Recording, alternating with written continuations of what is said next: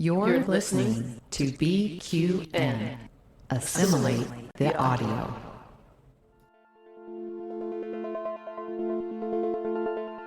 Infinite diversity.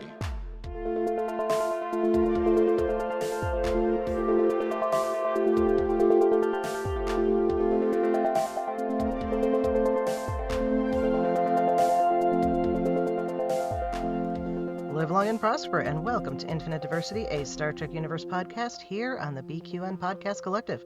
I'm your host for today, Chrissie, and joining me is my co-host, Thad. Thad, how are you doing today?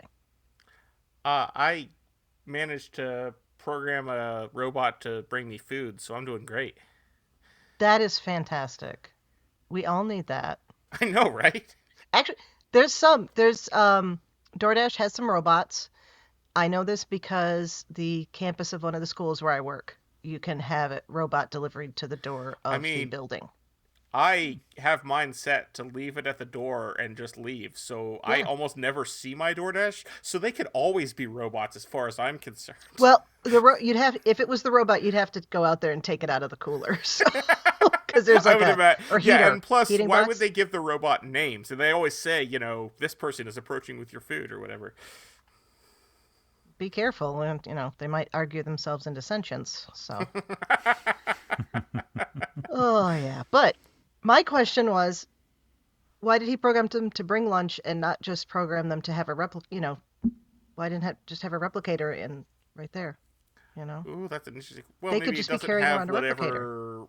Technological requirement to be a replicator. Yeah. Anyway, hi. Anyway, how are you? Also Chrissie? joining us is Caleb Dorsch. How are you doing today, and what's your opinion on dot replicators? Dot replicators are good. I'm doing great. It made me a nice warrior stew, so I think I'm feeling quite honorable today. Yeah. Now, yeah. were you victorious in battle to earn that warrior stew? Oh yes. Oh, okay. I fought many toddlers today, and made my way. All parents of toddlers deserve warrior stew, and it should be well fortified with wine. Yes. Indeed. I feel after I dug my car out of the snow this week, I deserve warrior stew as well. Yes. Yes. You have conquered that. That is the conquest, the Snowcrete conquest that we have to go after here.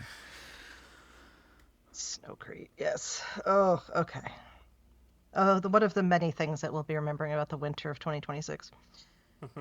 So, before we jump into our topic for the day, we'd like to take a moment to thank our Patreon patrons who make this show possible, particularly our associate producer, Carl Wonders. Listeners, you can hear your name listed as one of our associate producers for a monthly subscription of just $10. And your subscription of any amount at patreon.com/BQN keeps all the shows on the network ad-free. I don't think we had any news this week. We forgot to mention last week that Section 31 has been nominated for several Razzies. Oh. Those are the joke ones, right? Yeah, those are the... Okay, yes. that's what I thought. Well, they're well-deserved, and I wish them well. It's the first time Star Trek has been nominated for a Razzie since Star Trek V: The Final Frontier. Oh, dear. It's in good company. Although I'd watch Final Frontier any day over. Like, I would think 31. Nemesis deserved to be nominated for a Razzie. Like, come on. You do or wait? I Nemesis do. was I or think wasn't? Nemesis should have been nominated for a Razzie. I don't know what the qualifications for, so I just Well, the qualifications are that it has to be a bad movie for one. Okay. Nemesis is Amy's gonna have words with you over that. Movie. I wouldn't say Nemesis is a bad movie. I just wouldn't say it's a Final good Frontier movie. is a better movie than Nemesis, in my opinion. You got to catch me on the day. It depends. Yeah. It depends. They flip back and forth between slots, 12 and 13, but Section 31 is definitely 14. Final Frontier is more fun. Yeah. I would I put Final Frontier above Into Darkness. I do not think Into Darkness is a bad movie. I think there are problems with Into Darkness vis-a-vis Star Trek lore, which is why I put it as low as I do. Gotcha. But I would put I would say yes. Nemesis is probably my least favorite. if we don't Except count Section 31. Section 30. Asterix, yes. I try to forget Section 31 happened. Yeah, well, we all I'm do. glad it's nominated for a Razzie because it's deserved. I hope it wins. Several, apparently. I thought it was interesting when I got onto Paramount Plus this morning to do the outline that it is under featured Asian American shows. A lot of Star Trek is. I saw Yeah, that which is today too, nice. because I did I was put on the original series today. My daughter asked for Star Trek, so I put on the Trouble with Tribbles. Yes. Aw. And she was half interested in it. Of course, when the Tribbles were on the screen, she loved it. But the lead up to the Tribbles is a little slow for a almost 3-year-old. Yeah. All right, so Section 31 is nominated for Worst Picture, along with The Electric State, Hurry Up Tomorrow, and Disney's Snow White and War of the Worlds. And honestly, of those, I've only seen War of the Worlds, and actually I think it's even worse than Section 31, so I think War of the Worlds gets it over. I don't know if you've seen that War of the Worlds. It is a terrible movie. I didn't even know there was a new War of the Worlds. Well, don't watch it. It's Okay. No, I truly are no redeeming quality. It's not even really so bad. It's good. It's fun to watch movie. It's just bad. Okay. Noted. Also, Michelle Yeoh got a worst actress nomination, Oh, which I don't know is necessarily deserved. she did the best she could with what she had. And Casey Roll got worst supporting actress, which I definitely don't think was deserved. I don't think she did a bad job. I mean, it's not her fault. She had lines like "Chaos is my friends with benefits." Yeah. Agreed. And well. Olatunde Osunsomni got worst director for Section 31. Which, I mean, there's a lot of things that led up to Section 31 being bad, but I think it's fair to put some of it on his part, even if it was out of his control that it ended up being bad. Yeah. And worst only do so much. screenplay, which yes, Worst screenplay.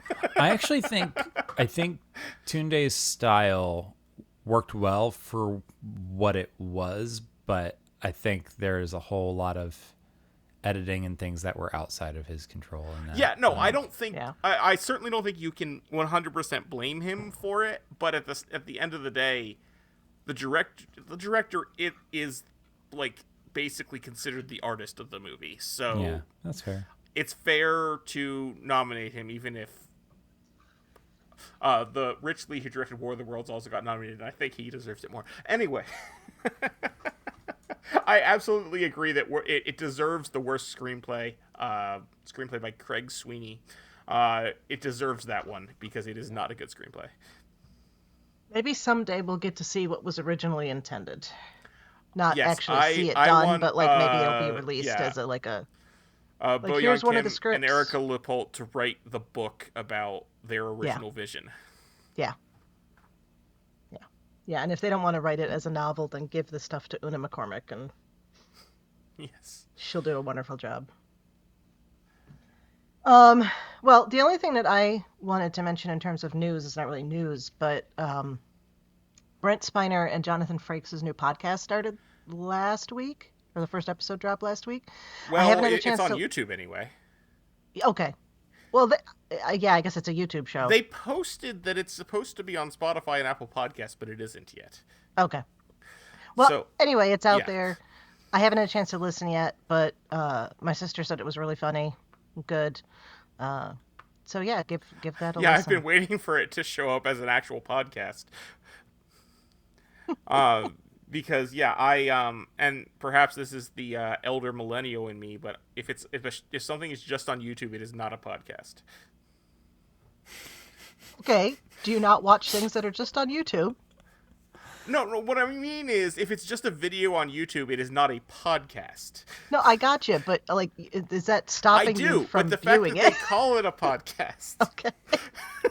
It's on principle. I'm like, no, I will still. No, I will still. It's just it annoys me if you putting a show Yes. on YouTube and you call it a podcast if it's not actually released as a podcast.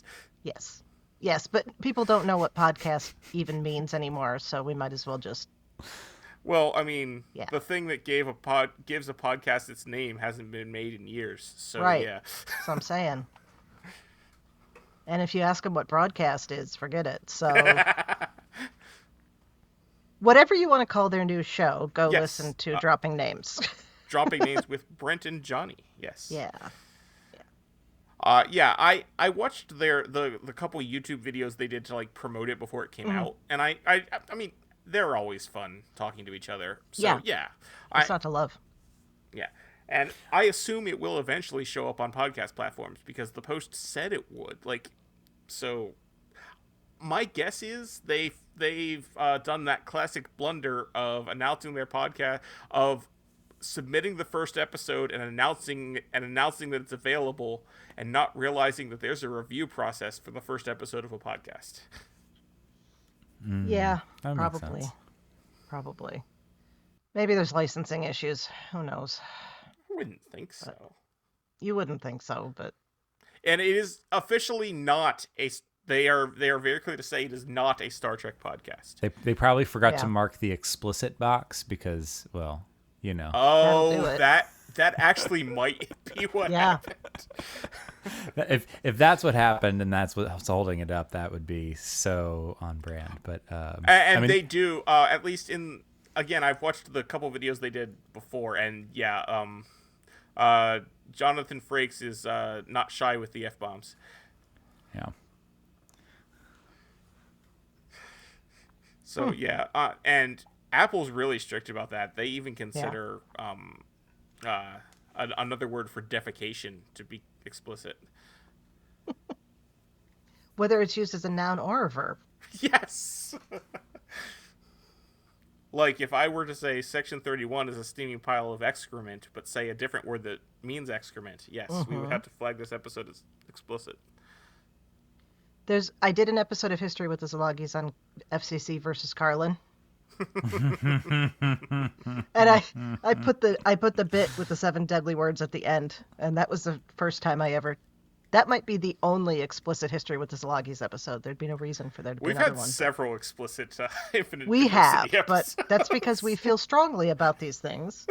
And, Also, there are times when we have to talk about profanity in Star Trek. Yeah, that's true.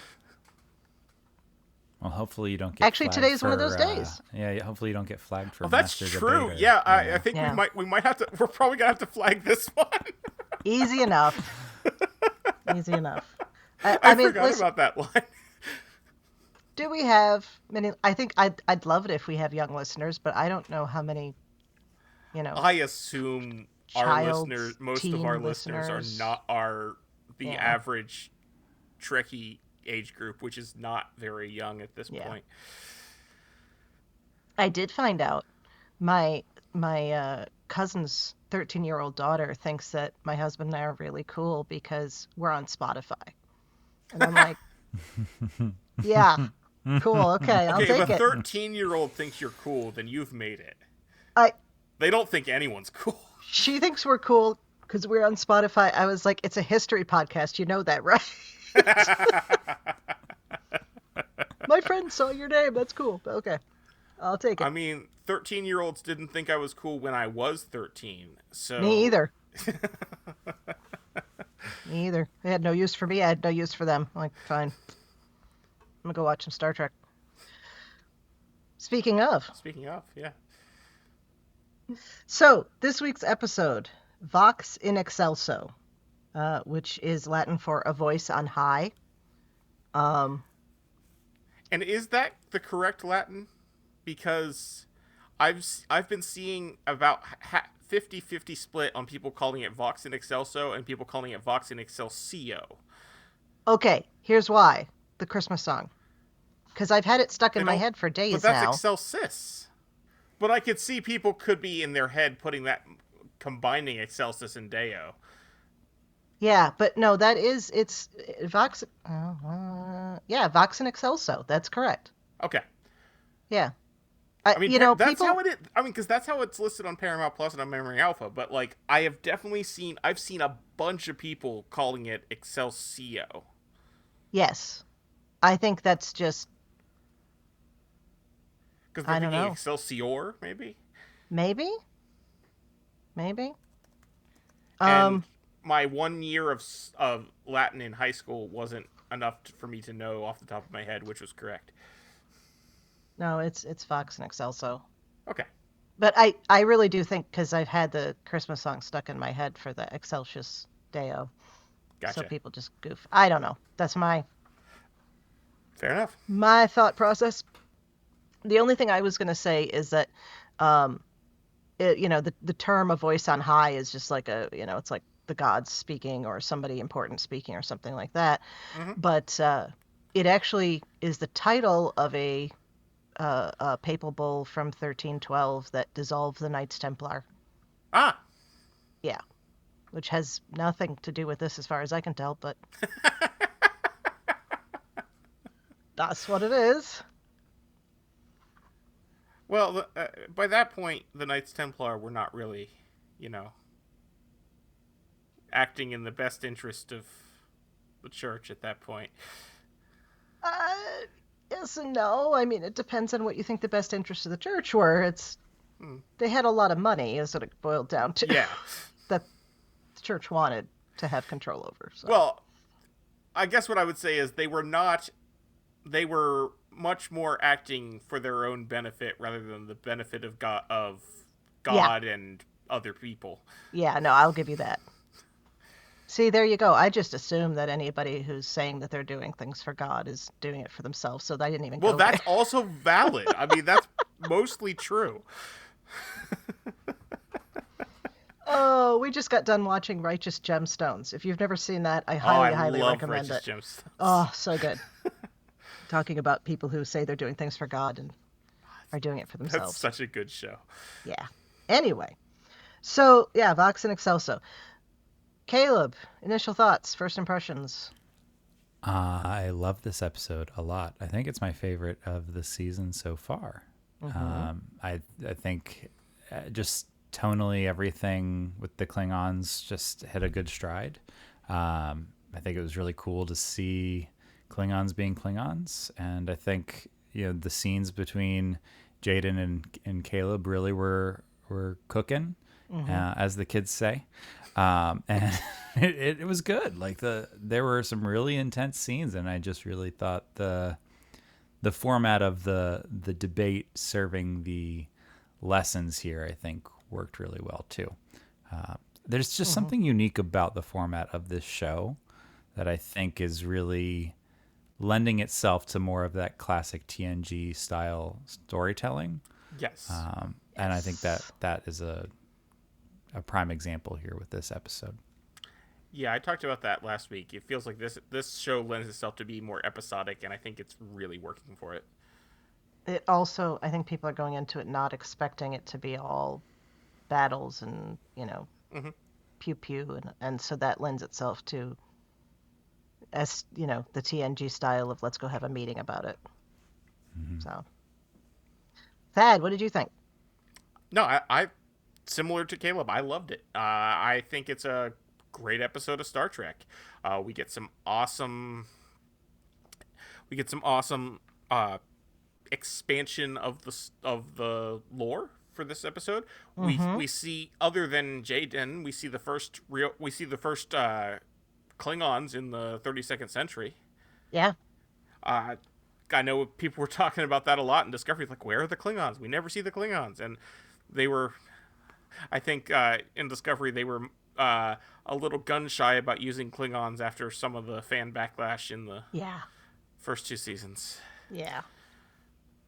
And the reason that they came up with, I think, works really well in universe to explain that. So I think it filled in a nice little hole too. I think I agree with you. The world building was really strong. Yeah, no, it makes sense. I mean, if they were using dilithium reactors, that would have the same effect on a planet as it would on a starship. Yeah. Which begs the question of what's everybody else doing? I suppose solar power and... Yeah, I guess... Yeah, we know from Star Trek 4 that Earth is solar powered. Oh, that's true, yeah. They'd had no reason for that to change. Yeah. They hadn't had another efficient. probe that covered all the skies. So yeah. You know, the Romulans just powered everything with singularity drives before. No, I'm just kidding. They did. They still use dilithium It's to the regulate same problem. I know. I just wanted to mess with that. Oh no, I've been fighting that battle on the internet a lot. Oh, my favorite. Listeners, I advise you do not join the Starfleet Academy group on Facebook. For your own health, don't do it. But there are so many people in there that have no idea what they're talking about. And also a whole bunch of haters. Like any post will get people talking. Yeah. But the best are there's like people that are there's people that apparently went straight to Academy and never watched Discovery, and they're like, well, why weren't the Romulans affected? But why were the Romulans not affected by the burn? And someone said, well, it's because the Romulans had already lost their home world and had merged with the Vulcans. And somebody was like, what? What are you talking about? Like, and it does bring up the fact that like there is, at the time that this show has started, like what, 17 years of lore to catch up on, like, because that all goes back to 2009, right? Yeah. Like if you're just jumping Caleb, into Star Trek of this show, I do not like, appreciate you reminding us that 2009 is 17 years ago. You're welcome. I know it hurts. It hurts 16 inside. and a half for when the movie came out. It was in Yeah. summer. So That's true. But we're coming up on 17. But anyway, like, I mean, just that plot line, which then expanded into Picard, which is already Picard season 1 was what, 6 years ago? Yep. Yeah. So it's like, yeah, if you haven't been on the Star Trek train for a while and you're just jumping in, you're probably like, huh? Yeah. What are Navarans? Who's going? Okay, so somebody who's picking up Academy as their first Trek. I don't know is that. going- Well, see, that's the thing. I don't think these sort of questions aren't coming from people who are picking up Academy as their first Trek. They're coming from people who are picking up Academy as their first Kurtzman Trek. Okay. Yeah, okay. Or That maybe makes they more watched sense Strange New Worlds, but they didn't watch Yeah. Discovery or Picard. Yeah. Okay. And I feel like that's actually, it's probably reasonable to assume that there are people There's like a chunk that. of that. Yeah. Oh, for sure. Particularly, I'm sure a lot of people who've seen Strange New Worlds that haven't seen Yeah. the rest. Yeah. Yeah. Well, I thought it was a good episode. I don't know that it's my favorite of the season. It's the stuff about Jaden's tough. Yeah, You know, it is. I feel for him, and but I love what they did with the whole debate structure and using that as the discussion, as the central point for the whole thing. So And I let's love get the into it. Doctor in this episode. Oh, he's wonderful. Except for his attempt at an impression of Patrick Stewart doing an impression of whoever Aaron Satie is supposed to be. Yeah, that was a little truncated there. It almost feels like it was poorly edited. I'm sure it wasn't, but it kind of felt like it. So Yeah. Anyway, so It's Yeah. the second worst delivery in the episode, right up there with Sam saying Katomer. Katomer, which is so easy to fix in ADR. Are you kidding me? Are you kidding me? which tells me it was on Katomer? purpose. How many feet do you have over there, Miss Klingon? Like, come on. Jeez. Would somebody from, we're talking 900 years, right? So you would not recognize the way somebody might pronounce a city in Europe, nor would they recognize how you'd pronounce it from 900 years ago, even if it's the same. If they were a human, sure, but we're talking about Sam here. Yeah, who's like you're what, a hologram. Like 6 you months have, old? Yeah, but you have knowledge banks and references Yeah, to I to would pull assume on. that whatever information Sam accessed to find out about the Khitomer Accords would have also included the pronunciation. I would hope. Yeah. Unless they are going to backfill at some point and say that, there's a lot of information lost in the burn. I mean, I know we have the libraries, right? Yeah. That we visited in season 5 of Discovery. Her people are also not part of the Federation, so we don't know Right. what Right. information they have. Right. That's fair. It felt like the way the line was delivered, it was an attempt at a slam dunk in that particular debate context. And so that overpronunciation was unfortunate, but felt like it was like a, well, gotcha kind of. I feel like it was simply no one told the actress how to pronounce the word. Which is crazy because they definitely put their money in this episode to make sure the Klingon pronunciations were solid. Yeah. Like, Yeah. I've studied my fair share of Klingon. Like, the Klingon pronunciations and the vocabulary were on point. Like, everything that was there, they had vocal coaches for that. Like, so why not that? For anyone who complains, and I have, again, I can't help myself. I seek this stuff out, and I shouldn't. It's entertainment for you. But for the people who complain, and have been complaining since Discovery, yes, actually, if you follow the actual pronunciation for Klingon, Kalesh should be pronounced Kalesh. They just pronounced it wrong in the 90s. It is Kalesh. The S has a sh sound. It's Kalesh. It's Quonosh. It's, yeah. And everyone, including Kalesh himself, said Kalesh in the 90s, but that was not technically correct. It was not technically correct. Well, again, it's been 2,000 years or however long it was since Kalish was around. So that was the thing. It was like I thought the way that Caleb Muir was pronouncing things was on point. I was like, that matches everything I know of Klingon. Like, and you know, I've done my fair share there. I've read the dictionaries, and I've you know done Duolingo for a long time, and you know, I just saw Mark Okrand yesterday at Farpoint. Yeah. cool. So like they did a good job with that aspect of it. It's just annoying that Kitomer is something that exists. I gather that that's not a potential pronunciation if you, in the way that Kalish was. Yeah, you're shaking your head. Okay.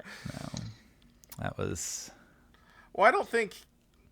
Well, is Kitomer a Klingon word? I don't That's a point. think so. It's a place. It is a place, but is the name Klingon? That's a good question. It was one of their colonies, wasn't it, to start with? Well, Or was I that don't only know. I don't after think the it was. peace talk? I think that was after the peace talks. I think they chose a neutral world. Yeah. Oh, right. They say as much. Yeah. Yeah, but yes, obviously it then was Klingon because that's where Worf's father was killed. Right. It was the site of the conference. That was all. Okay.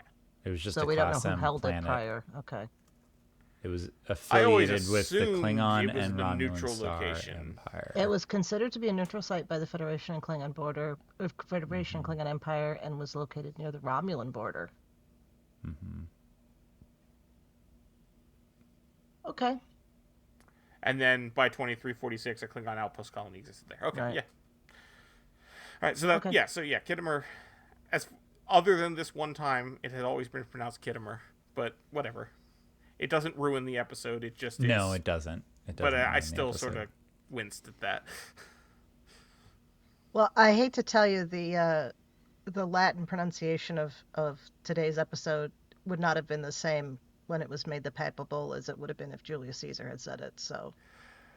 Well, technically, we don't know how Julius Caesar would have said it exactly. No, we know it's a hard C. We know that. Right. Well, yes. And so it would be Excelcus. Excelso. Right. I'm sorry. I'm doing the hymn. That's okay. Excelso. My point is things change. Yeah. Or she could have just gotten excited and put the emphasis on the wrong syllable. Indeed. I Yeah. think that is exactly what happened. And I think I kind of like that because she's, young and At least she got doesn't better know how at to- debating than her first attempt, where she just waved and said, "Hi, Caleb." yeah. Yeah.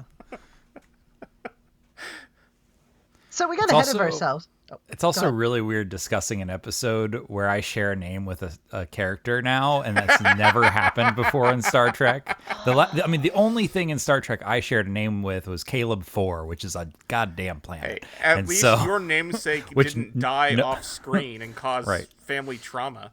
Well, yeah. That's true. Yeah, you and your rare, genetic disorders or whatever. I totally forgot. I was going to introduce you in this episode by asking you how you felt about finally having a Caleb on Star Trek. It's cool, but Yeah. it's also very strange. Yeah. I'm not used to hearing my name very often. Yeah. So But now you'll have all sorts of opportunities to like pull it for sound bites for stuff yes, if you want it. Yeah. indeed. Yeah, what I really had trouble with was the Picard novel about the Troy Riker family on the Titan. I listened to that audiobook, and there were multiple lines where they have Troy exasperatedly say Thad's name, and I just like would jolt up every time. That's the Dark Veil, right? Yeah. From Yeah. Swallow. Yeah. That's a good one. I like that one a lot. It was a good one. Yeah. Yeah. Just, yeah. So we start with a chancellor's address instead of a captain's log, which I think is fun. But also, if the university president is going to give a speech every morning, I'm not. I don't think that's something the university president needs to be doing. But that's me.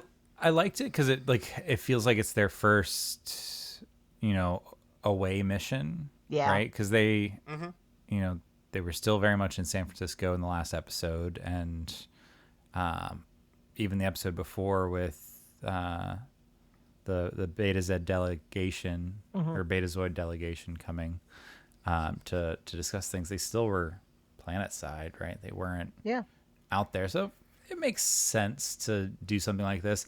I feel like if anything, it loses its impact only because it showed up in like promotional material, like in trailers and stuff at some point. Okay. Like I had definitely heard a lot of these lines before, and I don't remember where I'd heard them from. But so it was either a trailer or a promo from one of the Comic Cons or something. But this little opening, I was like, oh, okay, we're getting to that point now. So it felt familiar, but it was good. I like that they've established there's other ways of making chronicles of what's going on, Yeah. So they're exploring a nebula, which really becomes moot point after she talks about it, because it's not, It never not comes up mentioned in again. the episode after that, but it's a nebula. It's cool. And then we go to the doctor who's coaching debate, or teaching debate? I guess teaching debate. And he calls them zygotes. yeah, and then Stephen Colbert calls them zygotes later. Yeah. I gotta remember that. I gotta remember that.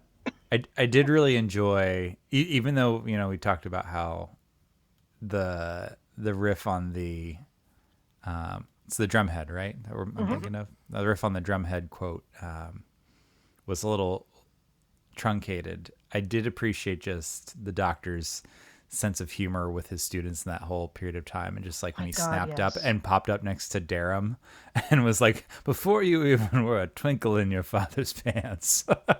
I was like, that was so good. That was a great line. That was a great line. That's a good line. And no one else could do that line other than Bob Picardo. No. And also, speech and debate is not for the chicken shit. Yeah. Yeah. There we go. There's that explicit tag. Yeah, Yep. There's your tag. Can you say that? He can say anything he wants. I've existed longer than your entire lineage.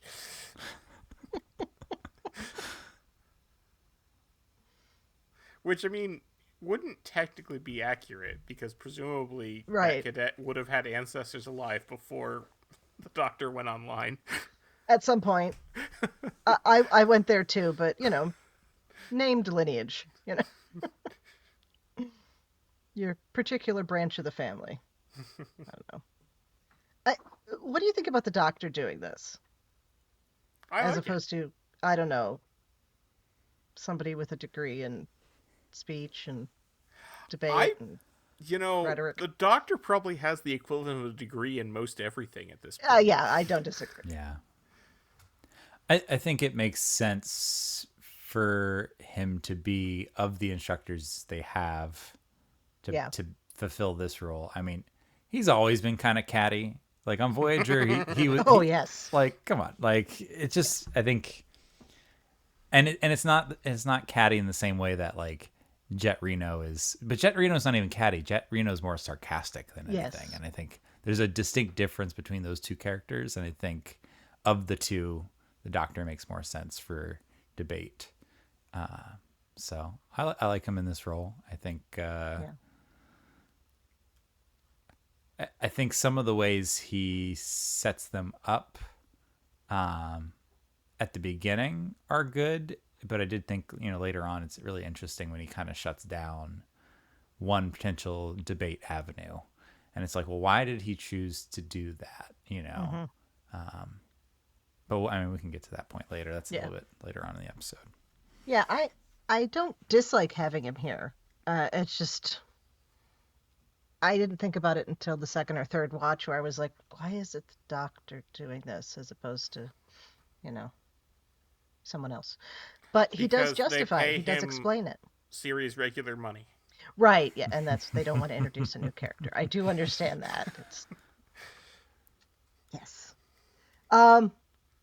Yeah, so then Jaden's having a panic attack, which is the first time we've seen a Klingon do that, I think. Mm-hmm. Not to say that Klingons can't have panic attacks, but it's interesting. I don't know. What did you think of this aspect of his character? Does this fit with what we know of him and what we learn about him? I think so. Yeah. Yeah. I think it was a good way to introduce. Because he's been shown up to this point as being very shy and reserved, so it makes perfect sense that he would not be comfortable with public speaking. Yeah. Yeah, so I thought that worked well too. It fit with what we had learned about him, and then as we learn more, it just makes perfect sense. Caleb was interesting. Yeah, I appreciate that they do the narrative term is hang a lantern on it. They had the Doctor comment that it's surprising he's good at this, so that it then makes it okay for him to be really good at this. I liked his explanation, though. Mm-hmm. Yeah. You got to learn law when you're in prison. Okay. I have seen some viewpoints about Caleb so far where a lot of people are starting to view him as being like infallible, almost like a la Michael Burnham, and I don't quite see that. I don't see that at all. And so it was just interesting to me that they're like treating, like, some people are viewing him as like the perfect hero stereotype, and I don't see that. I see him as breaking rules all the time, breaking rules and getting humbled by his peers quite often. And so it's just interesting that I had seen someone present that line of thinking, and I'm like, I don't see it that way. Yeah. Also, unlike Michael Burnham, Discovery is the story of Michael Burnham. In Academy, Caleb is very much part of the story. He's a big part of it, but I think the story is just as much about the other cadets everyone else. as it is about him. Yeah. And I think so far, at least through these 4 episodes, while we are learning more about him, it feels like he is a foil to the other characters that we are learning about, rather than the protagonist that we're learning about. Like, I feel like he was a foil to Terima in beta test. He was, actually he wasn't really even as involved in the last episode. I guess he was to a degree, but it was more about Darum and Genesis, right? Yeah. And then this one, he's a foil again to, Jaden. So it just it was just very interesting to hear someone voice that opinion. So. Yeah, I wouldn't call this a Caleb-centric episode. This is absolutely a Jaden episode. A Jaden episode, yeah. Yeah. Now, I think we are absolutely going to get a Caleb episode this season. Like, he's gonna have to, seek out his mom at some point, and address whatever is going on with that and Newsbraka. I mean, it's interesting how much Paul Giamatti was in that first episode, obviously, because it was an extended pilot. But then we're 4 episodes in, and we haven't revisited any of that. So it's it'll be interesting to see how that gets kind of folded back in.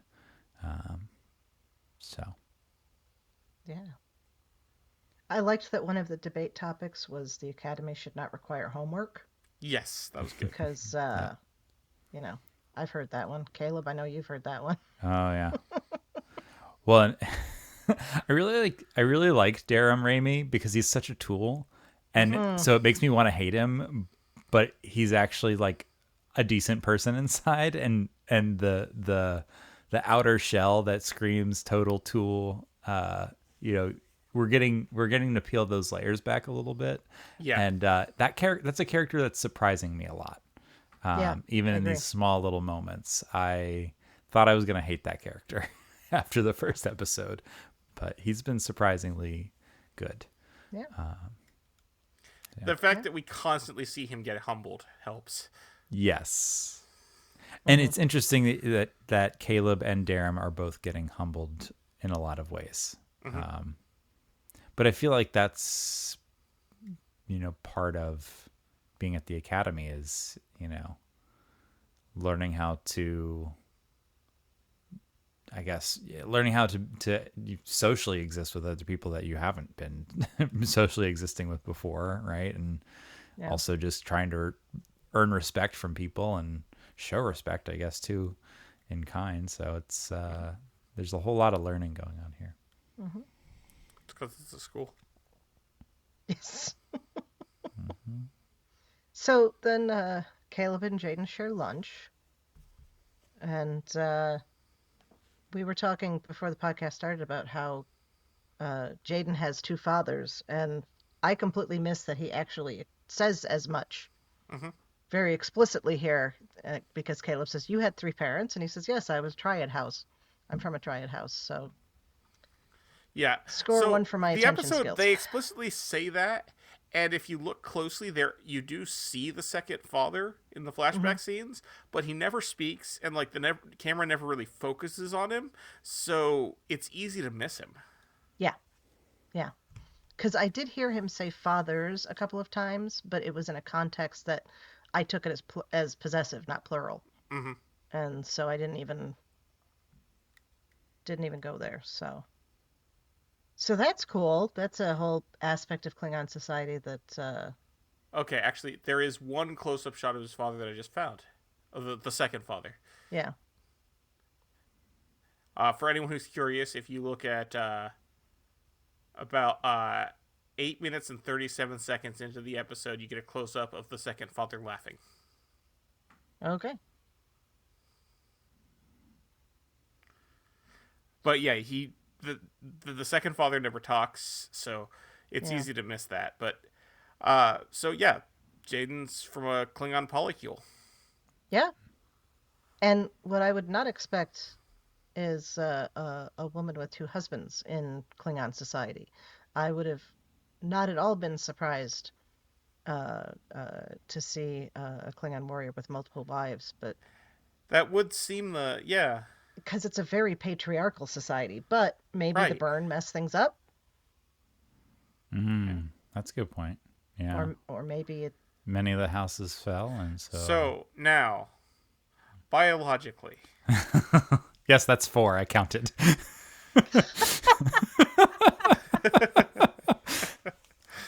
How explicit of a rating do you want on this episode? I had a feeling you were going there. so could both fathers be his biological father? Because I'm thinking probably not. My assumption, my assumption on this is, if we're talking Klingons' redundant organs, there would that the women would have 2 uteruses, and so I would assume it might be possible for a Klingon woman to be pregnant with with children in 2 different uteruses, but I don't. Again, this is just me going on the assumption of it's just duplicated. Right. That you wouldn't have one child using genetic material from 2 fathers, but Right. it could be it works entirely differently, and maybe you do. Well, maybe that's why we only saw Drekel the main father most of the time. Oh, that could also be, yeah. Yeah, see, that was what I was wondering about status. Also, you've got me thinking about cats and how you can have a cat that has a litter with multiple fathers. Yeah, Because, and that's only one uterus.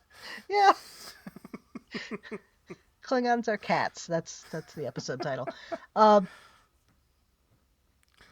No, I mean, we know that Klingons can produce viable offspring with humans. So I think if you needed the extra genetic material, that wouldn't work. Well, I'm not saying you would need it, but could it be possible to have it?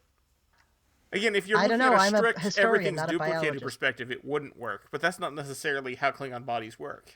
Right. It does make me question whether or not Jaden and Thar are half brothers or full brothers.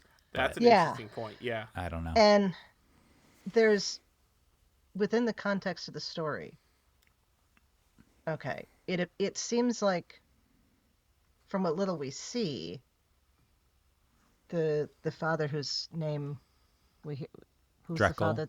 Drekel. No, the one that talks. Yeah, Drekel is the one that talks. That's Drekel. Okay, so Yeah. it seems like he is the, like, in most of human history, if you have situations with multiple spouses, there's usually a pecking order, for lack of a better term. And I just realized I made a little interesting Or choice of Klingon- words as well, I which I didn't didn't intend even to do. think that until Klingon you double entendre, emphasis on Yeah. the double. Double, yeah. Oh, I see what you did there. Golf clap, bajorn clap. Yep. There you go. Yeah. There's usually a social hierarchy. Okay. So in that case, I would read Drekel as the primary husband, for lack of a better term. Yeah. And, the other Or at one's least the leader secondary. of the family. Yeah. And so maybe that's why he treats the boys differently. It's not just about the fact that Jaden isn't interested in being a warrior, or maybe that's made worse by the fact that he's not his son. Maybe. You know? But I We don't don't know. have I enough mean, information.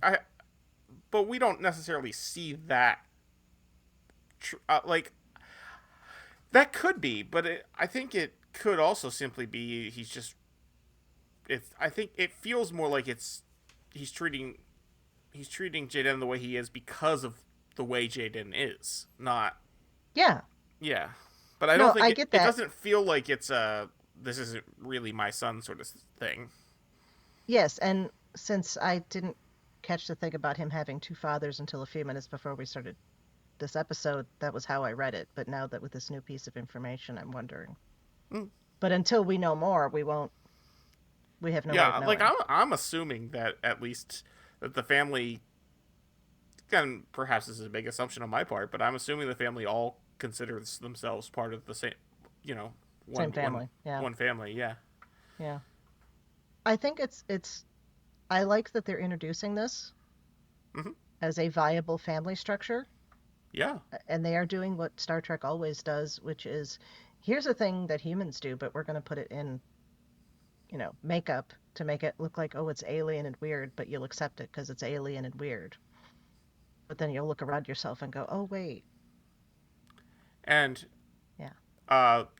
The crowd that you expect are making exactly the comments you would expect about this as well. Yeah. Well, they can, jump up their own redundant asses.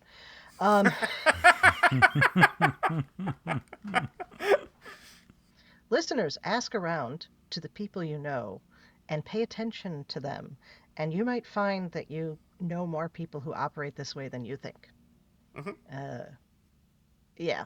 Especially now with the way the economy is, and with the more openness about sexuality that I know several recent people. generations have. Yeah, me too. So, and it's good as long as people are consenting adults and do what I mean, I've always been of the opinion that consenting adults can do whatever the heck they want to do.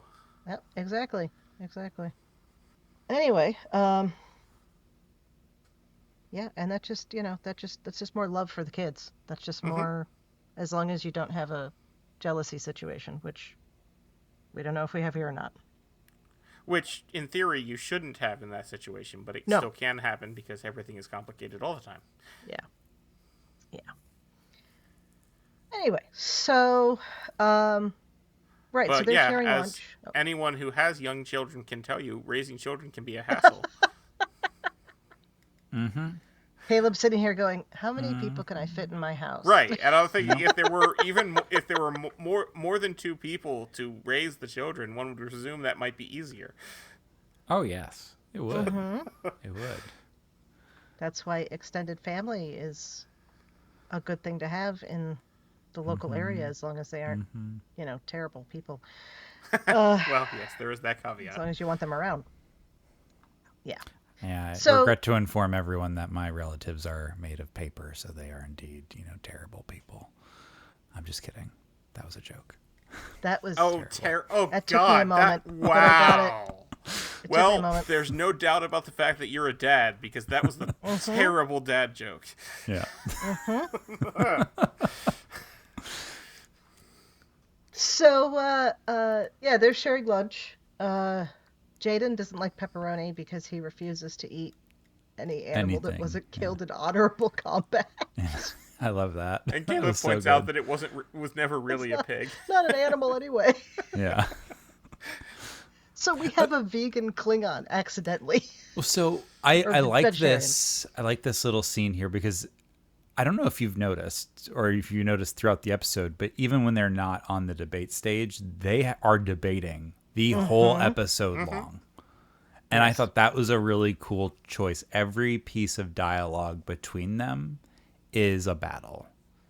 And I think that was a really smart way to like show their friendship in a way, and kind of the rockiness of it. Like they are at odds this whole episode on everything, down to the pepperoni. Yep.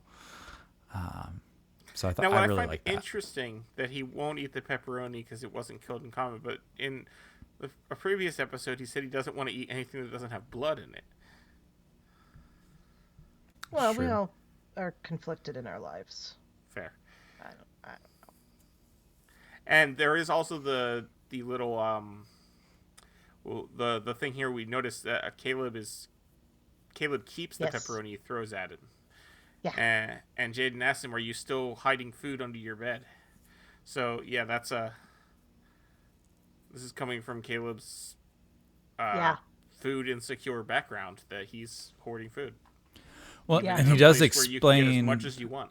Yeah, he does explain a little bit later on in the episode that there were foods that the reason he was saving his food is because he wanted to share it with his mom, right? They were things that they had decided that we're gonna try together, so that's why he was saving it, which is weird to me, but Yeah, I because didn't unless you're read going to that see your as mom that. in the next couple days, you don't want to Yeah. give her that pepperoni. right, Yeah. no, I read that as food insecurity. Yeah. But yeah. In And I the could same way see, that my grandmother who lived through the Great Depression never threw anything out in her life. Yep.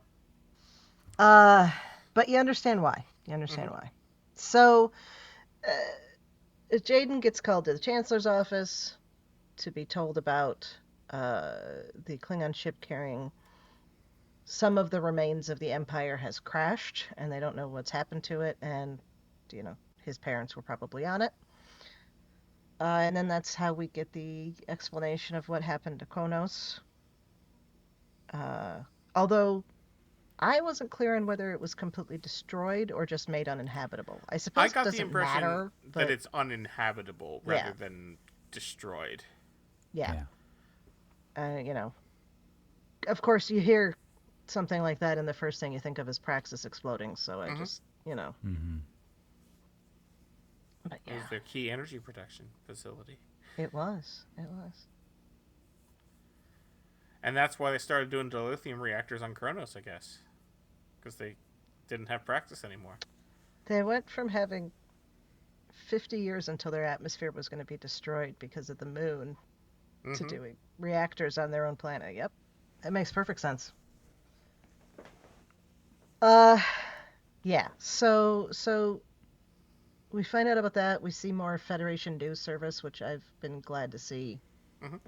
That there's media in the 32nd century, as well as in the 24th and 25th. The Federation or Starfleet has found a world that would work for their resettlement. Fan Alpha? That I can't talk. Fawn And I bet Alpha. the Federation doesn't arrest reporters for the stories they file. I'm pretty sure they don't. But, Was it just me, or was Colbert one of the ones reading some of the news headlines? It sounded like him, but I didn't know if he was also doing that in addition to just the computer voice. I don't know. There was a male voice because there was like a reporter. Yeah, I don't know if it was him. I didn't catch that as him, but I picked up on it the second time when I was listening with headphones rather than watching on my TV, and that's when I was like, wait a second, did he do those lines also? could have. Yeah. Yeah. I mean, he is the digital dean of students, so maybe he's also a digital reporter. And I mean, it's not like he didn't have the Colbert Report for years. Where that was, reading headlines was his stock job. and trade, yeah. And some people thought it was real news, and that got him invited to the White House Correspondence Center. Yes, it did. So, so Starfleet has found this world that is going to be best inhabited by Klingons. Fan Alpha. Why can't I say that? Fawn Alpha. Fawn Alpha. Yes. Okay. Fawn Alpha. So anyway, so they find this planet, and as you'd expect, the Klingons don't want help. Okay. So Vance wants Ake to reconnect with the guy who is now the de facto head of the Empire, whose name is Wolchek. And they apparently have a very interesting personal history. Oh, yeah. No, they totally banged. Oh, 100%. I don't even think there's the question. You were the writing. Yeah, he's like, and I woke up and you weren't there. Yeah, no, Yeah. They Good for them. Good for them. Yep.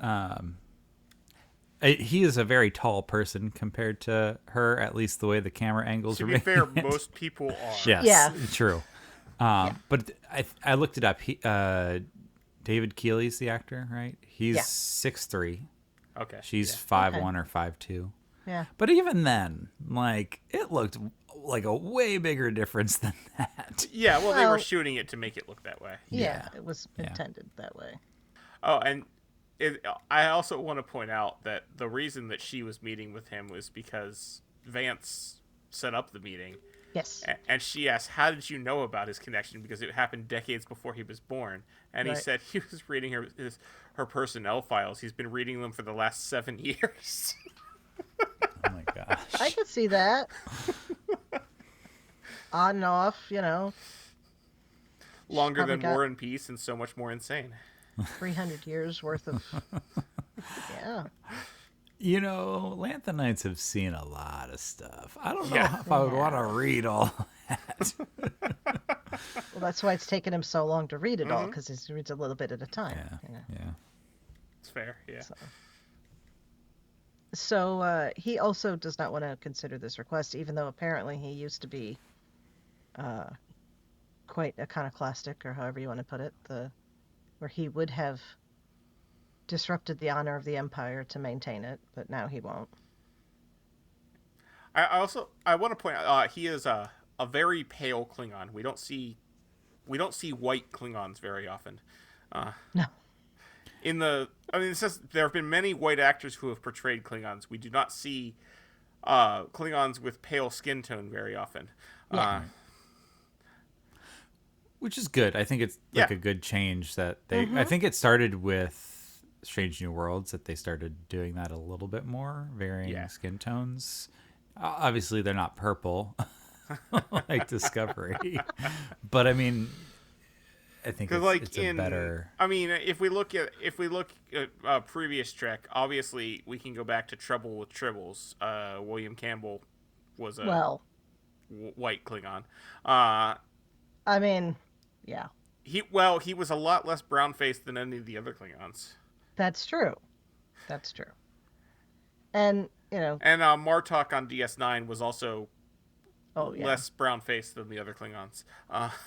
And Christopher Plummer and yes, the guy that played Gorgon, David Warner. Thank you. Yeah. But they still darkened them up. Yeah. No, this the only other person who wasn't darkened at all that I can think of was the albino from Blood Oath. No, he was lightened. Yeah. Who was never officially established to be a Klingon, but we assume was because the makeup looked Klingon. Yeah, I was going to say he looked Klingon, so.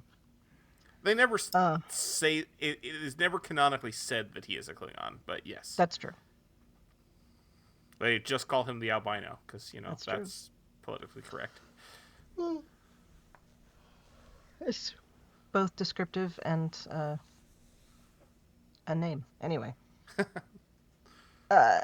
Right. So he apparently didn't know that Jaden was at the Academy, that there was a Klingon at the Academy, or at least he seemed surprised to me. Yeah.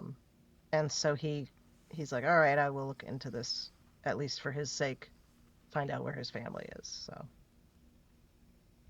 So we then get Jaden's story, and I organize this so we'll kind of go through the whole thing, even though it's scattered through the episode. Yeah, it makes sense. We learn that his brother, and I assume older brother, but that doesn't necessarily it feels the case. old, but since they're Klingon, they could have just been. Could have been twins. Yeah, and there are so many different variations of twins you can have as Klingons. You have created a whole sub-article in Beta Canon now. Oh, that article already existed. I'm sure it does, but looking at it from a scientific viewpoint as opposed to any other. Mm-hmm. Well, yeah, because you could have two full siblings in separate uteruses. You could have half siblings in separate uteruses. You could have full siblings in the same uterus and a half sibling in the second uterus, or a full sibling in the second uterus. And then you could have fraternal or yeah. There's a whole bunch. There are too many permutations here. Yeah. You need Gregory Mendel to explain it all to you. He describes him as his brother, Gregor so I'm just Mendel, going to take him at his word for that. We'll leave off any other classification. His brother understands him. Mm-hmm. His brother accepts him for who he is and encourages him to be who he is. Yeah. And his father does not do that. We don't know what his mother thinks about any of it because she has 3 lines. Yeah. And we don't know what father number 2 thinks at all. No, not at all. Not at all. But the brother is the one who provides Jaden with the means to contact Starfleet to get into the Academy. Mm-hmm. And then he's trying to get more Starfleet tech. A dermal regenerator, I think, or some kind of regenerative device. I feel like he would have needed more than a dermal regenerator to heal him. Yeah. But, yeah. So he gets killed in the process of trying to get more supplies for Jaden. Jaden thinks he could have saved his life, so he has that hanging over his head. Yep. Yeah. It was interesting. I don't know if you caught it, that the dagger that got him was poisoned. Yeah. And the mother remarked that his blood was black, which we know Klingon blood is not black. Yogurt so colored. it's interesting that the poison caused that. So yeah, it definitely would need more than a dermal regenerator. But what now, poison what color would Klingon change? blood is depends on what you're watching, but has never been black. Right. True. It's got to be the classic raspberry yogurt color. Yeah. I will accept no other. And it has to look like early 90s computer graphics as well. Mm-hmm, mm-hmm. Unless it's coming out of Michael Dorn's hand, in which case that's okay. The death scene was really good, though. I thought, he's like, listen to me, you are enough of everything. You're Yes. a warrior, you're a healer, trust yourself and trust the stars, right? Like that, I think that moment really linked well with later on, when they're on the hunt and, he talks about trying to honor his brother, and it's like, well, that the only way to honor him is to go forward and do this. So I really liked how these flashbacks were spliced. I thought they gave just enough at the relevant point in the story, and then they unfolded really nicely. Yeah. It weaved in and out really well, versus getting like everything all at once. Sometimes those flashbacks can be mildly successful or not successful at all, depending on how they're edited. And I thought this group of flashbacks really worked for the whole story. Yeah. Yeah. It was good. Yeah, so then Jaden's father is trying to get Jaden to hunt, and he won't do it. And so and then they leave him on the planet so that he can go off to Starfleet. Yeah, you can tell he's definitely upset when they leave because he's calling after them. Yeah. Well, yeah. I mean, that's just... Even if they're trying to, get him on his own feet to do it, even if it is what Thok says, it's still cruel. Yes. It's still like, oh, yeah. The one line that really stuck out to me was when he made the weapon for him before the hunt, the Horwit. He said, Starfleet has not bled for you. They have not put their dreams or its future into you. And it's definitely this, and this happens a lot, right? You get these father-son relationships where there's an expectation, and you always, as the child, feel lesser when you don't meet the expectation. You feel like a disappointment. And being the only brother left at this point, right? Like it's a really hard place. It's kind of it is tragic, right? What Jaden has to go through, and to realize that, I mean, it goes back to what he said at the very beginning, that I left my family behind long ago.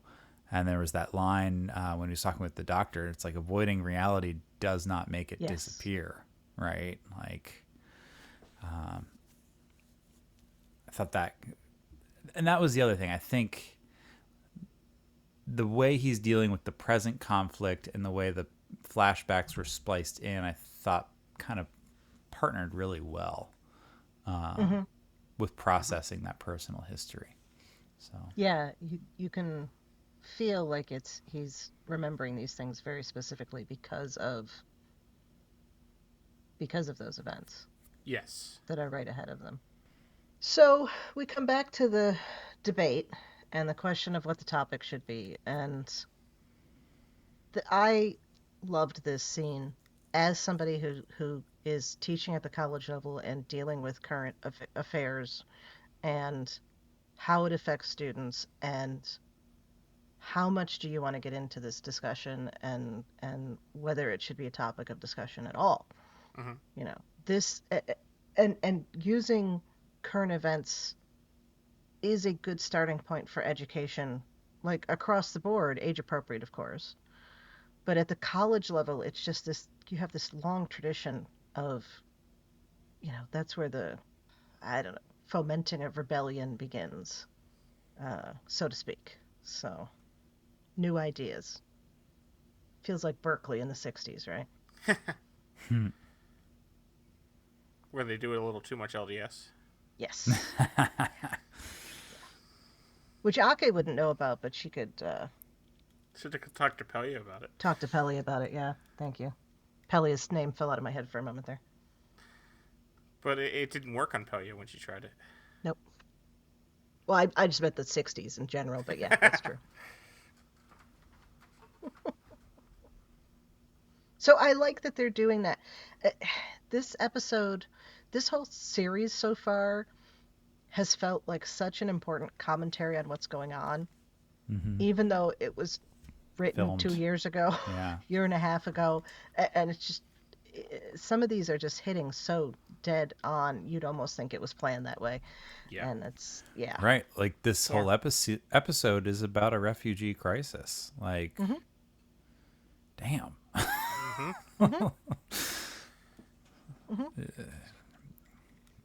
It's like how season 3 of Discovery, you know, that literally dropped as we were all locked at home Yep. and isolated from each other. Like, those things happened on accident, but Yeah. like, still, that's a crazy accident. You know. But I do think it speaks to the relevance that this choosing the 32nd century as a backdrop.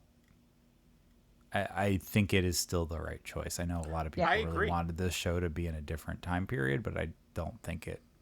The No. utopia of the 23rd and 24th century is not where this show is going to mirror our current state of the world, right? Exactly. You know? And I think this just gives so much more storytelling opportunities that you Yeah. don't get in the 24th century or 25th century. Right. Yeah. Yeah. It's Trek follows the times, and it's not the era of that potential for utopia that people felt in the 80s and 90s, which only a certain group of people felt, and there were a lot of people that were left out of that. And so it's good to see that that's how they're dealing with it.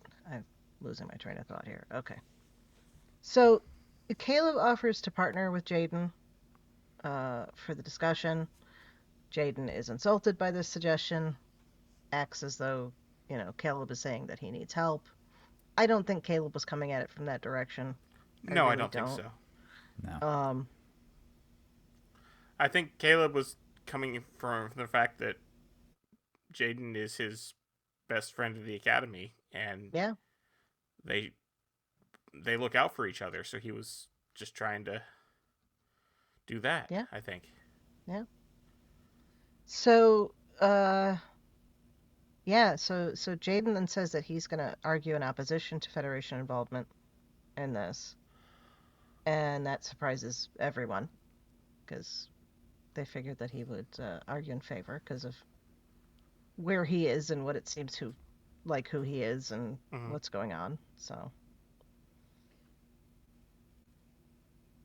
and there's, an exchange of words about how Caleb has no family and no background and all of that, which is interesting. Yes. Yeah. I hope we get to learn about the rest of Caleb's family at some point. Assuming Yeah, me there too. are any more members of his family. That's a Well, good point. I mean, he has a sperm donor somewhere, Right. even if it is But that doesn't that. mean they're still around. That's No, fair. I know they're not, but I want to know why. they could be if they long were dead. together in the first place, or if Yeah. So.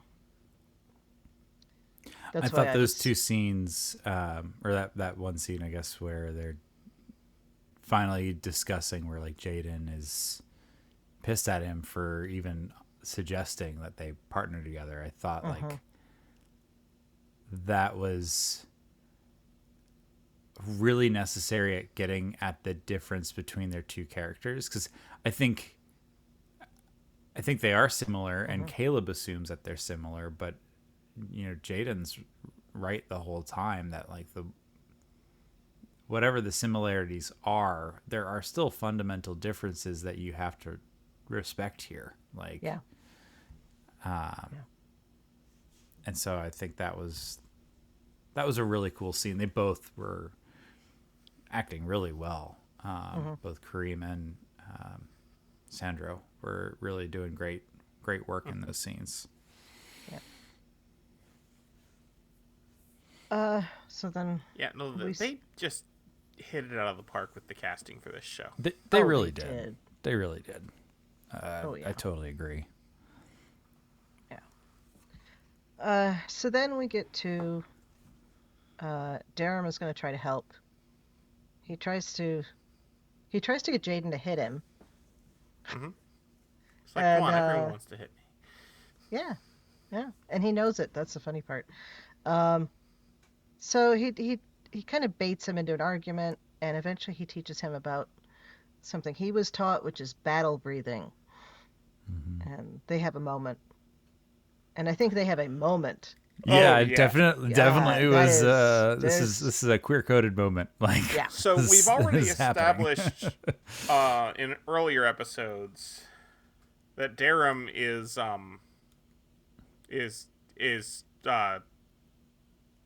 probably pansexual is probably the best way to say it. 'Cause Yeah, I Yeah. probably think he pansexual. talks about the various, because he was talking about his various conquests and whatnot in that one episode, and the polycules that he was part of. Yes. And I feel that Jaden is definitely queer coded. We don't really know for Right. sure what he may be, but he definitely is. Like I've gotten queer coded from him from the very beginning. Yeah. Right. Right. So they have this moment, and then we go to the debate. And Jaden is very nervous. Okay. He works through it, and then loses his focus and starts arguing against Caleb about personal things. Yeah, they definitely go too far, and the doctor has to step in and stop them. Yeah. But Caleb goes beyond just the Klingons should accept Federation help. Caleb argues that the Federation should force their help on the Klingons, Yeah, which is a different thing. it's very much a different thing, and also not. I'm not okay with that. No, because that's the Federation. If the Federation does that, they're not the Federation anymore. Yeah, like I do think the Federation has a duty to help, but only when that help is wanted. Yeah. Yeah. So, after that performance, as it were, Jaden's in his quarters, and Thought comes to visit and tells her story. We find out that her mother's family, the Klingon side, had to renounce their position in order to fight alongside the Jem'Hadar as they were emancipating themselves. I get the impression. Yeah.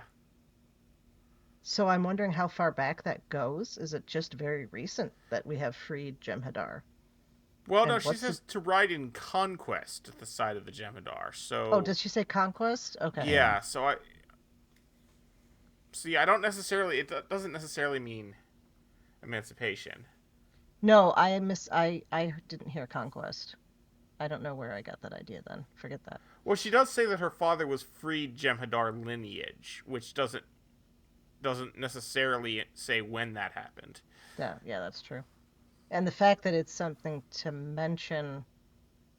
Well, I think means it's perhaps recent that enough might mean to that there are mention. still Jem'Hadar enslaved by the Yeah. Dominion. So what's the Dominion been doing and all of that? I want to know. Well, the Dominion probably was. Well, was the Dominion also affected? How far did the burn reach? Yeah, That's a good question. Alpha Beta Quadrant, but Do we Did it know? get all the way Yeah, to the we don't know Gamma what's Quadrant? going on in the Gamma Quadrant. yeah. We do know there was a changeling hanging out at the Karma Yeah, barge. that's true. Hazmazaro's Karma barge. What a name. Yeah. Man, I think I'm due to rewatch all of Discovery. You should. Yeah. You should. Me too. It's interesting. Yeah, like, I love Discovery. It's still one of my favorites. But I think this show is really creeping up fast. It's just a very different slice of Star Trek. They are very different. Even though they're set in the same time period, they are very, very different. This show shows. knocked me over the like surprised me. I mean, Yeah. I always expect I'll like Star Trek. I Right. have a baseline love for all Star Trek asterisk except Section 31. Correct. But but this show, like, I was not expecting to just be all in on this show so quickly, but I really am. I love this show. I think it really works in a way that, honestly, I'm not even sure if any live action Trek has since the 90s, for me at least. I like it more than Strange New Worlds, I'm going to be honest. There's I do. a lot I also of like stuff it more than about Strange New Worlds. that doesn't work for me. And there's I stuff mean, about I also Discovery that love didn't Strange work New for me. Worlds. I mean, again, I love all Star Trek. Yeah. But yeah, no, I think Yeah. I think this show might work for me more since than any other show since 90s Trek. Yeah. Agreed. I mean, I'm saying live action because Lower Decks is Lower Decks is great. a whole Prodigy was different great. animal. Yeah. Lower Decks is No, I don't. I'm not quite there yet. But it's good. It's good, and it's better than I expected it to be. Honestly. I also feel like this show is going to make me appreciate the last 3 seasons of Discovery more. Yes. Yeah. Everybody, Yeah. or almost everybody, yeah. That's especially once we pull in some of the other. Like, we're gonna see Tilly at some point. Right. Yeah. They said You know. she's in an episode this season. Yeah. Yeah. So right after this discussion with Thok, and she suggests that his family leaving him behind was a way to push him out of the nest, as it were. Mm-hmm. Which I could see. It's still terrible. You know, there are other ways to do that that don't involve abandoning somebody on a planet. But sure, yeah, that works. It's a really cool conversation. Not cool, but it's a really well thought out scene with Thok here, because that perspective, I think she even refers to herself. It's like, I regret not talking to you as your Klingon elder. Yeah. You know, and it very much, when you're talking about adverse childhood experiences and traumas that kids could undergo, you know, and I say kid loosely, like he's not as much of a kid here, but it definitely is Relatively a kid. your perspective when something happens when you're young and formative versus the adult's perspective, right, are often at odds with each other. Like, you know, both experiences can be valid, right, in this case, right? And it just, I don't know. I thought that piece gave him closure in a way that he never thought he would get. Yeah. And I thought that was really well done. So. Yeah. I wonder. Okay, so the thing, she says, well, a Klingon would never miss their shot in anger, but like, a Klingon could still miss a shot, even if it's not because of anger. Yeah. They become more focused. Their eyesight gets better when they're angry. Their hand-eye coordination improves. It's possible, actually. That is possible, yeah. Yeah. Like, sort of like an adrenaline sort of thing. Yeah. I have a nitpick about this scene. And Excellent. yeah, feel free to address all hate mail too, right? But he cries. Okay. There's a tear that goes down his face, but Klingons have no tear ducts. We have established. In that same movie, Klingons also had pink blood. Okay. And we see Klingons cry on DS9. That's true. That's true. The one I can think of off the top of my head, we see Kern cry. Yeah. Oh. Yeah, you're right. And I have my issues with some stuff in that episode too, but not with Klingon biology. Yeah. Okay. That's right. Sons of Moog. Yep. Yeah. That's an underrated episode. I like that episode. It's a heavy one. It is heavy. I It's have not, trouble it's not with hard the time idea. heavy, but it's heavy. I have trouble with the idea of not erasing visitor someone's heavy. memory and letting them live the life of another person without their consent. Yes. Yes. Although they We do present see it. him cry. Yeah. Right. If Oh, somebody wants to man. commit suicide, and you do it without actually killing the body, because that's basically what they did. Kern It's committed basically a suicide. It is, lobotomy, but- right? Like, Yeah. It's I still, don't disagree with you. Yeah. That's how I've always justified it in my head. Is that Yeah. No, he fair. wanted No, Worf to and kill him. that's the Worf whole killed thing. It's him. Star Trek. It Yeah. gives you there's an ethical dilemma that has no good answers. Two But Vixies yes, because they were not obviously, close enough to Starfleet. Yes. Spock does say Klingons have no tear ducts in Star Trek 6. But that, let's just assume he was wrong. Okay. They are also debating that in the Starfleet Academy Facebook group. I'm sure they were. That's why I was a little tentative about bringing it up. But like, But yeah, know. my point to that is, in that same episode, in that same movie, they have pink blood, and then in every episode of TNG and DS9 that you see Klingon blood, it is human-colored blood. Yes. Okay.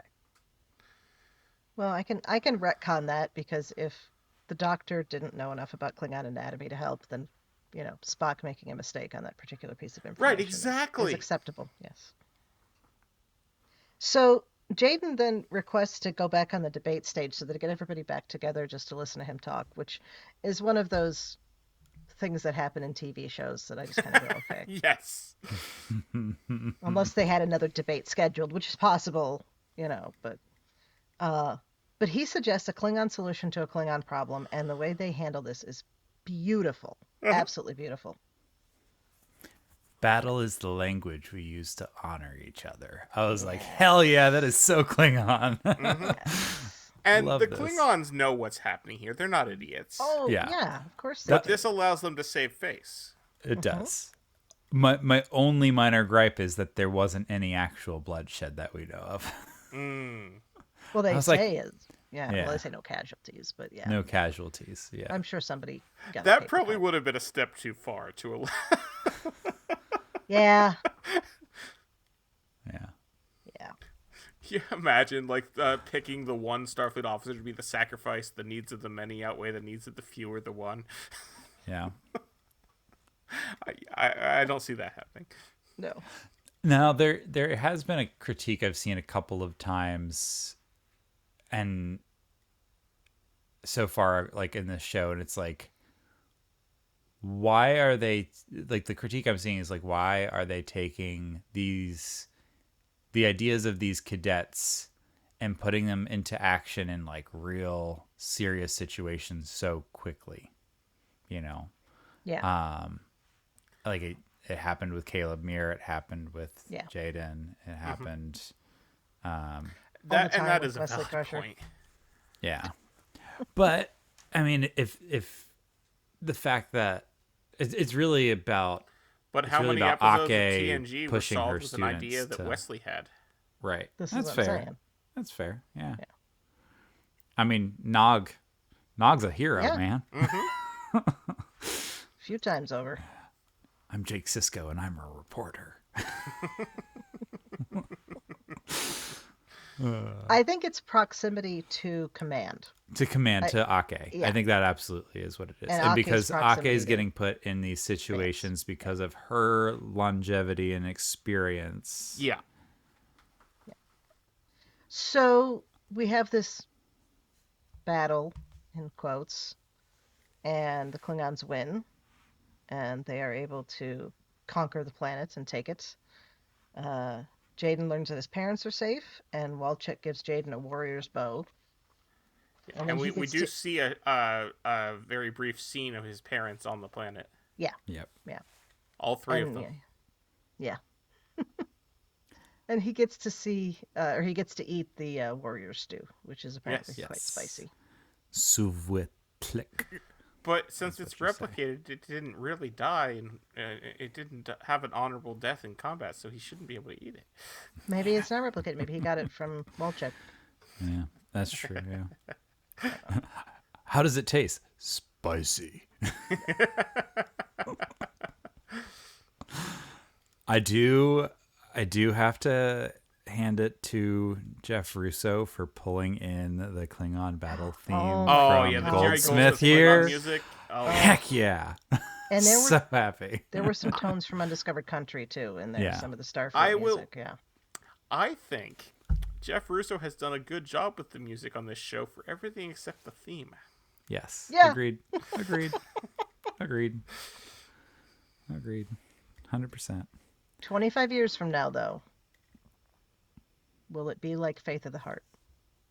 No, because it doesn't have the Face of the Heart has the sort of like it was the cringe in Faith of the Heart that people like now.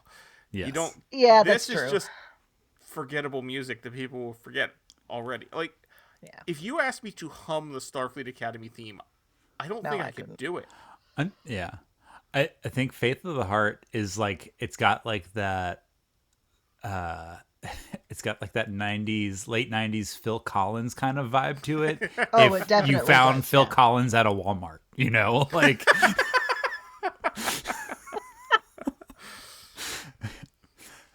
Oh, you know what I'm dear. saying? But that's why Yes. everyone loves it. It's such Yeah. a good song.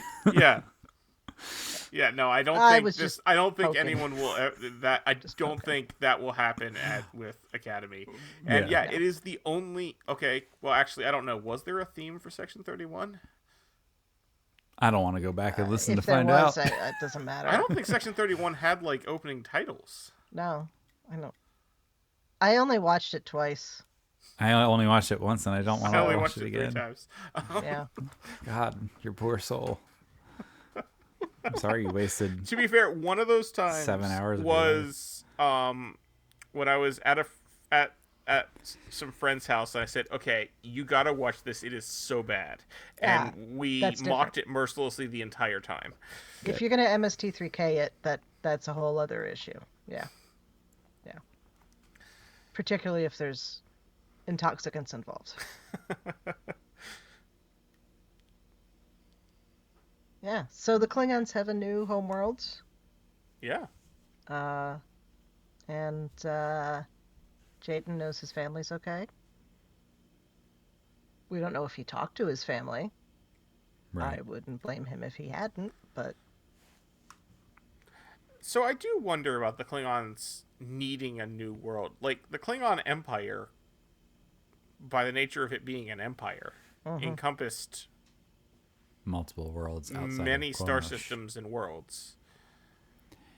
That's saying it's still an empire Fair. in Yeah. the 32nd century. I mean, we have a lot of gaps between Yeah. 24th and 32nd. And we know, what was it, 26th century? Was it 26th or 29th? When were the sphere builders mucking around with stuff? I think that was don't, 20, Oh. I think that was 26th I don't century. remember. I don't remember. But I mean, a lot could happen in that Sure. time. Oh, you yeah. know?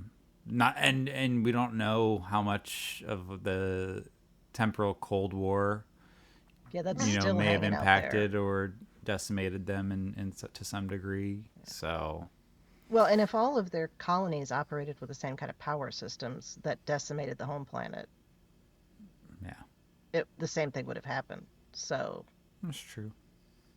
it's entirely possible that what's left of, the Empire is people who were living off the grid, Mm-hmm. or people who were out in ships that didn't explode because they weren't at warp at the time, and all the other little caveats there. But All the Klingon monks on Borath, yeah, they're probably Yeah. still around. all sorts of questions. I want the history here. I know. I Yes. want more. It's like, oh, I hope we get a whole It's- bunch of novels. I hope, yes, and that they're not gonna take 84 years to put out. Like, we're getting Well- some good novels, but like, what are we up to? Like 3 or 4 Strange New World novels now? Yeah, it's not like it used to be. Like, it's not that many. I mean, No. we only ever got what? They put out a good amount of Discovery novels at the beginning, but I think we really dialed back. The contract with Simon and Schuster Yeah, is Yeah. the catching point there. I know.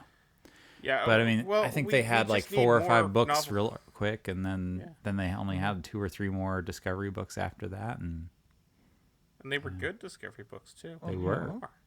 Yeah. Yeah, Somewhere to Belong, was it Somewhere to Belong? That was the Dayton Ward book. I don't remember. That one was good. And what was the one? Wonderlands was Una. Wonderlands. That was Wonderlands also was really good too. Yeah. Yeah. Mm-hmm. Yeah. Yeah, I liked both of those. Those were the only 32nd century ones for Discovery. I liked how in Wonderlands they had the Starfleet cosplayers. Oh, that was yeah. That was so good. Yeah. And exactly the way you look at reenactors. They're not reenactors, but like people at a run festival. Oh, you have no idea.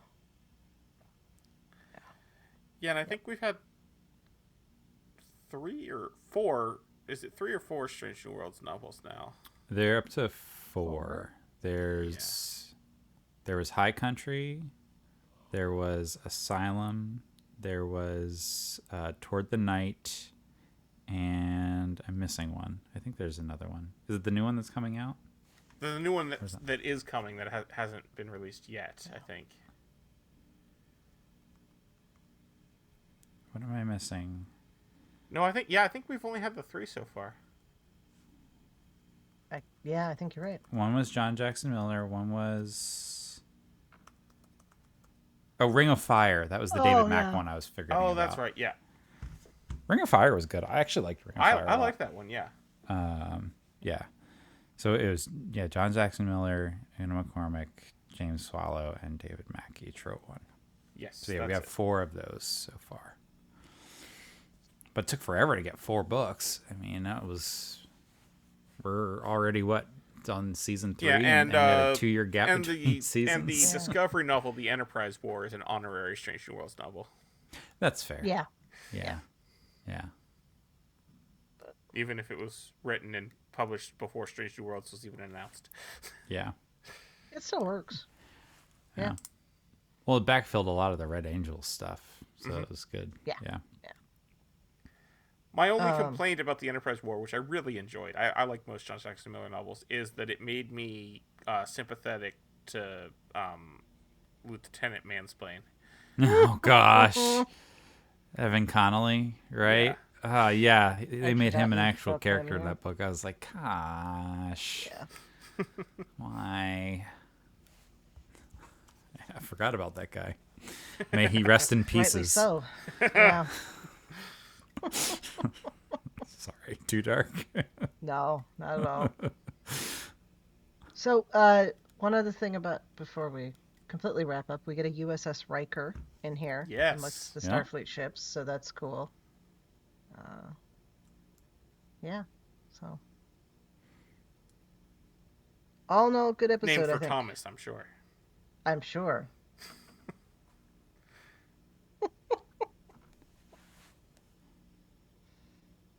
This is why we need all the histories. I wonder what happened to people. You know, that's a mystery that's never been solved. What happened to Thomas Riker after he got sent to that Cardassian prison? Well, I thought he was. Dominion killed him. Didn't he show up? Never mind. Nope. I'm thinking. I thought there was something in Lower Decks with Thomas Riker. No. Am I misremembering? I mean, there was... There might have been like a joke. When they were William just Boimler joke. was inspired by Thomas Riker. Yeah. Right, I know that. But no, Thomas Riker never showed up in Lower Decks. Gotcha. Never mind. No, I assumed he was killed when the rest of the Maquis were cleaned out by the Dominion. Well, yeah, but he was already in prison. Do you really think the Dominion wouldn't have gone in and just Fair. There, liquidated maybe I'm the thinking prisons? maybe I'm thinking about a novel. Maybe there was a novel where Thomas Riker and exactly that Maquis prison. I don't think so, but I could be wrong. I've been saying for years that I wanted there to be something about Sito Jaxa having not actually died but been captured, and she and Thomas Riker break out of prison together. Because I think that would have been cool. He's mentioned, according to Memory Beta, he's mentioned in Quarantine in the Double Helix series. I haven't read He's those in ones yet. a comic. Oh, wait. Lower Decks by 2381. Thomas Riker became a free man.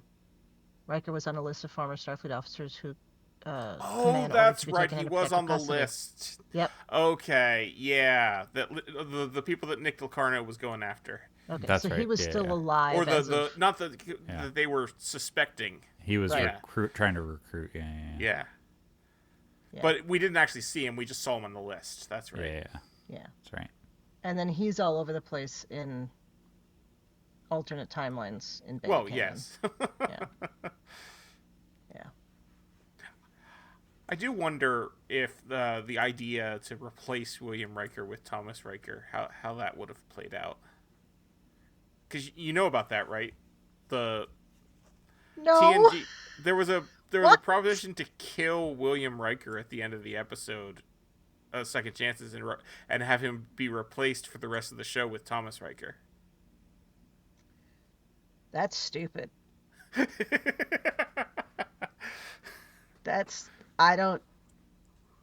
Why? What? I'm pretty sure that was the response that, it never got very far, but that was apparently an idea that was thrown around in the writer's room, was that they were gonna kill William Riker and replace him with Thomas Riker, so then, the season, and then, Data would become the first officer, and Thomas Riker would be a junior officer. No, I'm glad that never happened. That is a thing right there. Could you imagine a world in which we don't have no-win scenario because Riker's That dead? would suck. That would suck. That's one of the best episodes of Star Trek in the Yeah. past 10 years. Easily.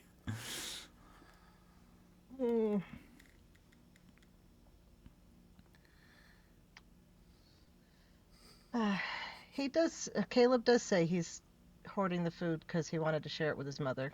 Yeah, he does. But I feel like that's he's not, the food's gonna spoil. That doesn't work. I think it's Right. both. Yeah. Yeah. I think he's hoarding it because he's been food insecure, and also then he'll share replicated new fresh food with his mother. All right. Well, anything else we want to say about this? I think we've covered pretty much everything. Caleb? I did want to just go back to Ake and Absolutely, Wojciech chatting. I like the little interchange, getting into their history where it was a century later and you're still surprised when you don't get what you want. When Wojciech was saying that to Ake, and then she's like, "You always insisted on making everything a fight. I am Klingon. The fight is where I live." And there's just a bunch of these lines that really drive home, how the Klingons of DS9 are very different from the Klingons of TNG, right? And this feels very TNG Klingon. Throughout this whole episode, and I thought that was really good for the world building to take them back to that spot. I think, what are the Klingons when there's not all this political intrigue and houses trying to fight each other for power and whatnot? And it's let's go back to what the actual traditions are, what the culture is, and that is where I feel like they were really successful. And I think it's a lot of people are saying this is one of the best Klingon episodes since the 90s, and I could probably agree with that. I think the Klingons here feel the most like they did in the 90s era. But I also thought that some of the ideas, in early Discovery with the Klingons, design aside, were also very, very Klingon. And it's just interesting looking at those two separate eras of Klingons and seeing some of the overlap culturally and just how they operate. And that through line was really cool. So. Mm-hmm. Mm-hmm.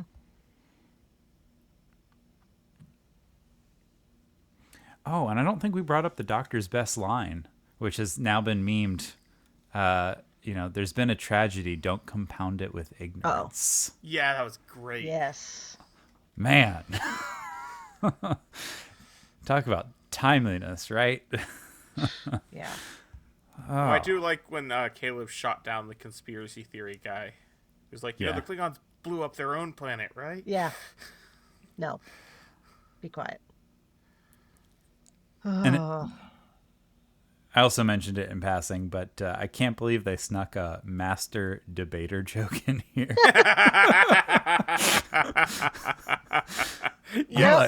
I'm like, wow, this is high school. This is very. It's supposed to be though, a little bit. Well, a master. It's only one step from master debater to cunning linguist. Yeah. Mm-hmm.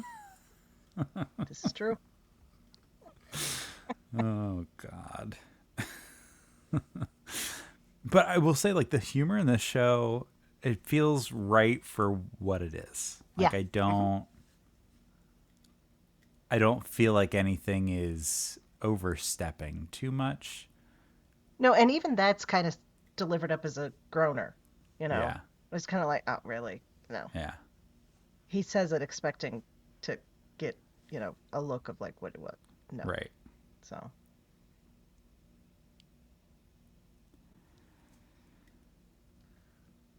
All right. Anything else?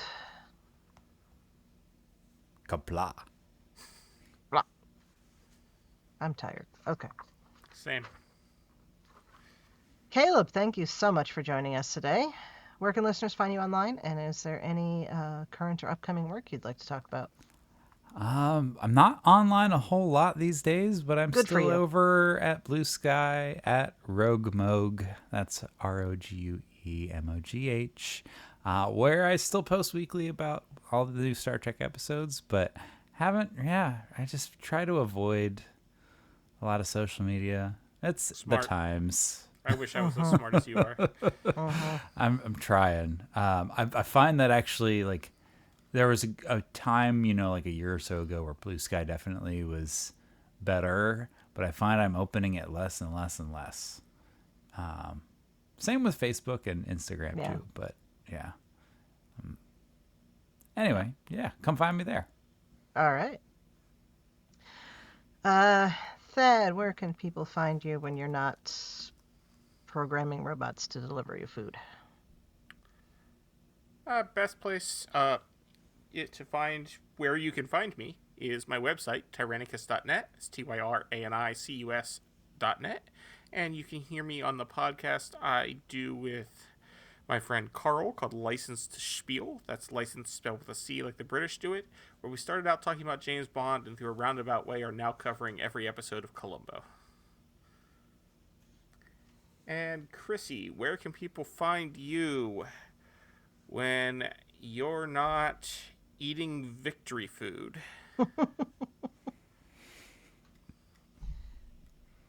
I want to come up with a joke about Italians winning wars in the 20th century, and I just can't at the moment because it's too late. Italian food and winning wars and not winning wars. And like I said, it's too late, so it doesn't make sense. Anyway, in addition to here on Infinite Diversity... I mean, technically, they were on the winning side in World War I, weren't they? Yeah, belatedly. Anyway. Right, so... In addition to here on Infinite Diversity, you can find me on History with the Zoggies here on the BQN. That's that short history podcast I do with my fellow historian partner, Jason.